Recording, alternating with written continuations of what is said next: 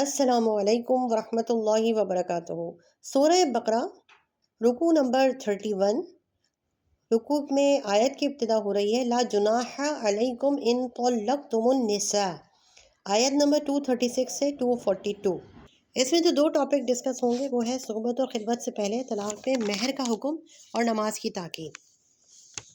خلاصہ تفسیر اس رکوع کا کہ یہاں پہلے عورت کا حق مہر کا حکم دے دیا گیا، چنانچہ نکاح کے بعد مباشرت یا خلوت سے پہلے اگر بیوی کو طلاق دے دے آدمی تو اگر نکاح کے وقت مہر مقرر نہیں کیا گیا تھا تو اس صورت میں شوہر کے ذمہ مہر نہیں ہے، البتہ اپنی حیثیت کے مطابق بیوی کو متاع یعنی تحفہ وغیرہ دے۔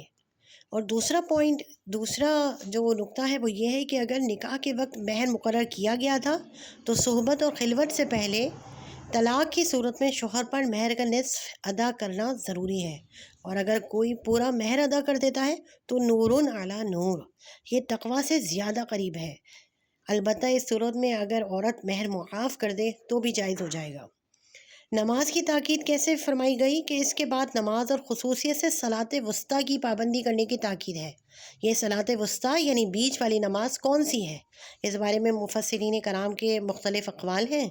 ترجیح نماز عصر کے متعلق ہے، اور اس کے بعد یعنی نماز کی تاکید کے بعد خوف اور خطرے کی حالت میں چلتے یا سواری ہی میں نماز ادا کر لینے کی اجازت کا بیان کیا گیا ہے۔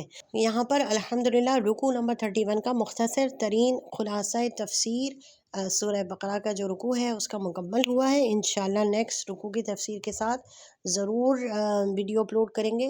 اللہ کریم سے دعا ہے کہ وہ اسے ہمارے لیے صدقہ جاریہ بنائے، اور ہمیں اپنی ڈاؤن لائن میں ضرور ایسے لوگوں کو یہ شیئر کرنے کی توفیق عطا فرمائے جو ہمارے لیے صدقہ جاریہ بنے۔